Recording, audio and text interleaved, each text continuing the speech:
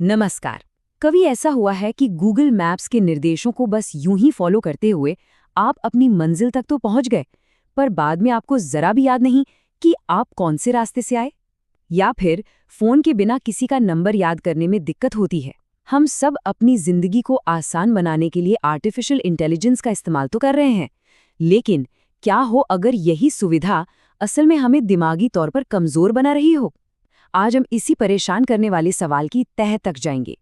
क्या एआई हमारे दिमाग को धीरे धीरे खोखला कर रहा है?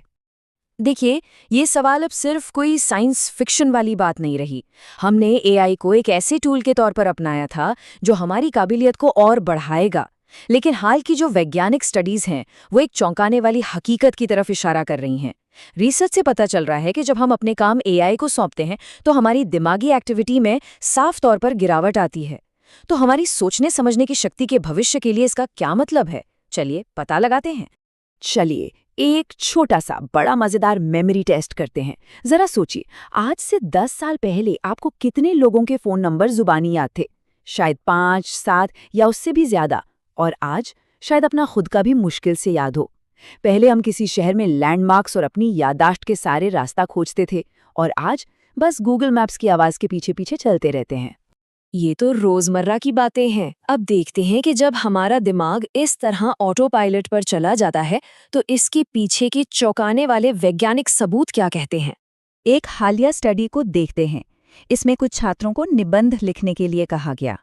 जब वे लिख रहे थे, तब उनकी दिमागी गतिविधि को एक ईईजी से मापा जा रहा था।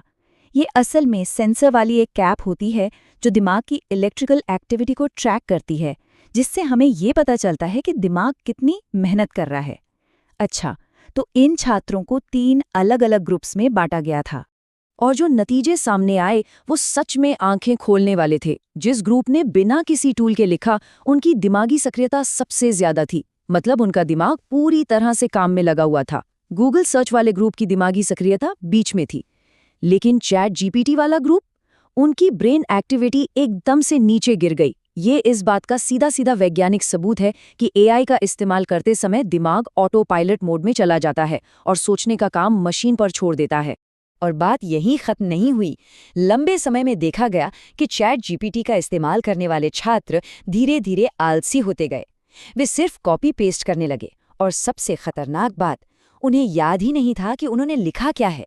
ये साफ तौर पर दिखाता है कि एआई के लगातार इस्तेमाल और हमारी क्रिटिकल थिंकिंग यानी गहराई से सोचने की क्षमता के बीच एक गहरा नेगेटिव कनेक्शन है।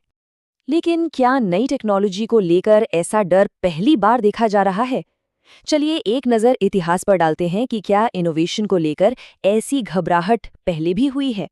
सच तो ये है कि ये डर नया नहीं है। हजारों साल पहले महान दार्शनिक सुकरात को लगता था कि लिखने की कला लोगों की याददाश्त को खत्म कर देगी। फिर 1970 के दशक में शिक्षकों को चिंता थी कि कैलकुलेटर बच्चों की गणित की क्षमता को बर्बाद कर देंगे।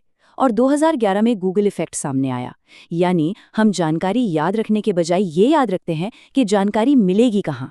आज वही डर एआई को लेकर हमारे सामने खड़ा है। तो चलिए अब इस पूरे मामले के पीछे के विज्ञान को समझते हैं कि हमारा दिमाग चुनौतियों का सामना कैसे करता है और यूज इट और लूज इट का सिद्धांत यहाँ कैसे काम करता है। न्यूरोसाइंस में एक बहुत दिलचस्प कॉन्सेप्ट है, कॉग्निटिव माइजर। इसका मतलब है सोचने में कंजूस। अपने दिमाग को एक एनर्जी बचाने वाले डिवाइस की तरह सोचिए। ये हमेशा सबसे आसान रास्ता चुनता है, कम से कम दिमागी मेहनत वाला रास्ता, ताकि कीमती ऊर्जा बचाई जा सके। इसे मेहनत वाले काम से बचना पसंद है। और हमारा दिमाग ऐसा क्यों करता है? क्योंकि हमारी शरीर के वजन का सिर्फ 2% होने के बावजूद ये शरीर की कुल ऊर्जा का 20% अकेले इस्तेमाल करता है। तो जाहिर है दिमाग को ऊर्जा बचाने के लिए ही डिजाइन किया गया है, और एआई इसे वही आसान रास्ता देता है जो इसे पसंद है। दिमाग का एक खास हिस्सा है हिप्पोकैम्पस। ये याददाश्त और नेविगेशन यानी रास्ता खोजने जैसी क्षमताओं के लिए बहुत जरूरी है, और इसकी मजबूती इस बात पर निर्भर करती है कि हम इसका कितना इस्तेमाल करते हैं। इसका सबसे बेहतरीन सबूत है साल 2000 की लंदन टैक्सी ड्राइवर स्टडी। उस जमाने में इन ड्राइवरों को लंदन की 25,000 गलियों का नक्शा जुबानी याद करना पड़ता था। जब उनके दिमाग को स्कैन किया गया तो पाया गया कि उनका हिप्पोकैम्पस एक आम इंसान के मुकाबले काफी बड़ा था। मतलब साफ है, दिमागी मेहनत दिमाग को सचमुच में मजबूत बनाती है। ये सब हमें क्या बताता है? यही कि सीखने और मजबूत न्यूरल कनेक्शन बनाने के लिए हमारे दिमाग को प्रोडक्टिव फ्रिक्शन की ज़रूरत होती है। उसे उस ग्रंट वर्क यानी उबाऊ और मुश्किल काम की ज़रूरत है। जब तक आप किसी समस्या से जूझते नहीं, गलतियां करके दोबारा कोशिश नहीं करते, तब तक आप असल समझ के लिए ज़रूरी दिमागी मांसपेशियां नहीं बनाते। तो अगर एआई हमारी सारी दिमागी मेहनत खत्म कर रहा है, तो हम इस कॉग्निटिव ऑटोमेशन का मुकाबला कैसे करें? चलिए अब समाधान की ओर बढ़ते हैं। पहला ख्याल शायद एआई को पूरी तरह छोड़ देने का है, लेकिन ये कोई प्रैक्टिकल सॉल्यूशन नहीं है। एआई हमारी प्रोडक्टिविटी को कई गुना बढ़ा सकता है। इसलिए लक्ष्य एआई का बहिष्कार करना नहीं, बल्कि एक संतुलन बनाना है। इसे समझने के लिए एक बेहतरीन उदाहरण है। आज की आरामदायक जिंदगी में कार और लिफ्ट जैसी सुविधाओं ने हमारी शारीरिक मेहनत कम कर दी है। इसकी भरपाई के लिए हम क्या करते हैं? हम जानबूझकर जिम जाते हैं, यानी फिजिकल एक्सरसाइज करते हैं। ठीक उसी तरह एआई और जीपीएस जैसी कॉग्निटिव सुविधाओं से पैदा हुई दिमागी सुस्ती की भरपाई के लिए हमें अब जानबूझकर दिमागी कसरत यानी ब्रेन ट्रेनिंग करनी होगी। इसके पीछे का तर्क बहुत सीधा है। 1. एआई सीखने के लिए जरूरी ग्रंट्स वर्क को ऑटोमेट कर रहा है। 2. यही ग्रंट वर्क हमारी बुनियादी सोचने समझने की क्षमताओं को बनाता है। इसलिए 3. हमें अपने दिमाग के लिए नए ट्रेनिंग ग्राउंड्स बनाने ही होंगे। तो हमें किन स्किल्स को ट्रेन करना होगा?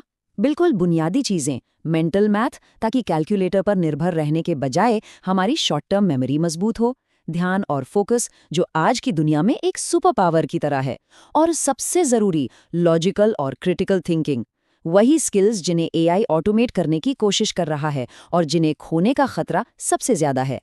तो अब आते हैं निष्कर्ष पर। हम एआई के साथ एक ऐसा प्रोडक्टिव रिश्ता कैसे बना सकते हैं जो हमें कमजोर नहीं बल्कि और भी ज्यादा स्मार्ट बनाए? हमारा लक्ष्य दोनों दुनियाओं का सर्वश्रेष्ठ हासिल करना है। एक तरफ एआई की जबरदस्त एफिशिएंसी और दूसरी तरफ एक अच्छी तरह से ट्रेन किए हुए दिमाग के तेजी।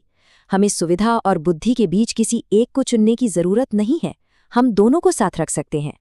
बस एक बात हमेशा याद रखनी है, हमारा दिमाग एक मांसपेशी की तरह है।